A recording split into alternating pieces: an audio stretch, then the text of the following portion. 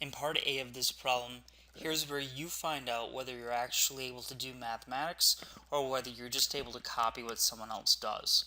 So the ability for you to think on your own and to be able to question what you're doing and why you're doing it is not only is it important, but it becomes vital when you're working in this particular field. So we want to know what is f of x when f of x is equal to the absolute value of x. We want to know the difference quotient. So what is f of x plus h minus f of x over h? Now what I'm going to do is I'm going to, let me just sketch out the graph of that. Okay. So the actual function of the absolute value looks something like that, right? Okay, looks like a v. Now, what are we trying to determine? Well, if you remember, this thing right here tells the slope of the tangent line. Okay, so this is the slope of the tangent line. You can even think about it like the slope of the secant line as long as you want to, because this is really linear on both sides of the y-axis. So, here's what I'm getting at. Over here, the slope is 1. Over here, the slope is negative 1. Now, when we go ahead and we evaluate this guy, okay, so let's go ahead and plug in.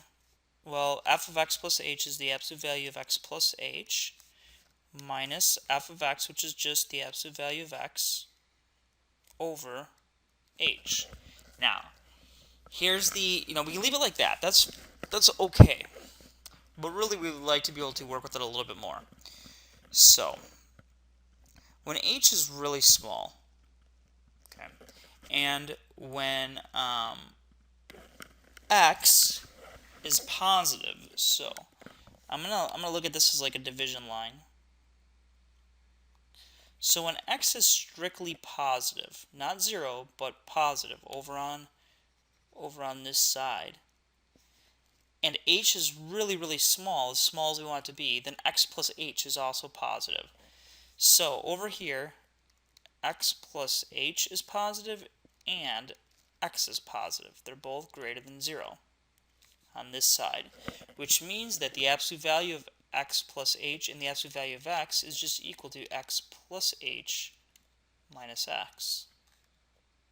Now when we go through and we divide out, we're left with h over h, which is 1. And sure enough, the slope over here is 1. So let's go look over on this side. Over here, x plus h is negative, and so is x. So in that case, we have to do the opposites of these. Remember when we did that in the other videos? Okay. Like that. So what do we get? We get negative x minus h plus x over h. Those guys cancel out. We get negative h over h, which is negative 1. And the slope over here is negative 1. So when you're working with absolute values, you're trying to figure out, is the guy on the inside positive or negative? Or maybe we can't tell. But in this case, on these different sections, we can. So the green one is when x plus h and x are greater than 0. The red one is when x plus h and x are less than 0. Now let's go ahead and work at 7b. This one's a little bit easier, so 2x minus 5. So g of x is equal to the square root of 2x minus 5, and we need to find g of x plus h minus g of x over h. So this is going to be the square root of 2x plus 2h minus 5 minus the square root of 2x minus 5 all over h. Now again, this is alright, but it needs some simplification. So what we're going to do is we're going to multiply top and bottom by the following.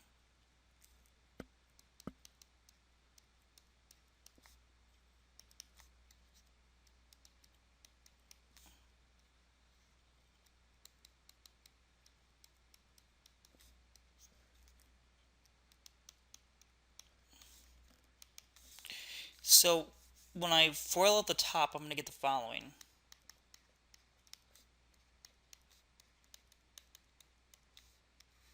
And on the bottom, I'll get this.